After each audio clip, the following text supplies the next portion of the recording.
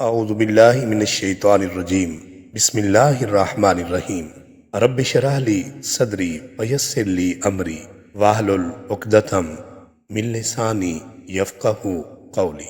ناظرین، حروف تہجی قابل احترام ہیں، اس لیے ان حروف کو ایسی جگہ لکھنا جس سے اس کی بے ادبی کا اندیشہ ہو تو درست نہیں ہے۔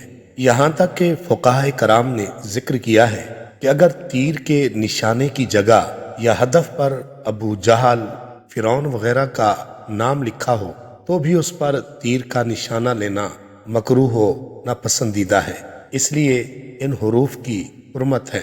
حروف تہجی خود کلام اللہ ہیں کہ یہ حضرت ہود علیہ السلام پر نازل ہوئے تھے، لہٰذا اس طرح کے دوپٹے، قمیص، شرٹ یا دیگر لباس وغیرہ سے اجتناب و پرہیز کرنا چاہیے، کیونکہ اب فتنے کا دور ہے۔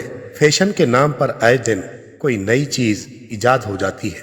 کتنے افسوس کی بات ہے کہ لوگ یہاں تک پہنچ گئے ہیں کہ عربی طرز میں حروف تہجی کپڑوں پر چھاپنے لگے ہیں۔ ان دوپٹوں کو یا اس لباس کو زمین پر پھینکا اور پیروں تلے روندا جائے گا۔ اگر ابھی اس فتنے کو نہ روکا گیا تو عن قریب کلمہ طیبہ اور پھر آیات قرآنیہ نہ جانے کون کون سے فیشن کو فروغ ملے گا۔ لہٰذا ان چیزوں کا یہیں پر سد باب ہونا چاہیے۔ اللہ تعالی ہم سب کو دینی و شرعی مسائل میں سمجھ بوجھ عطا فرمائے، آمین یا رب العالمین۔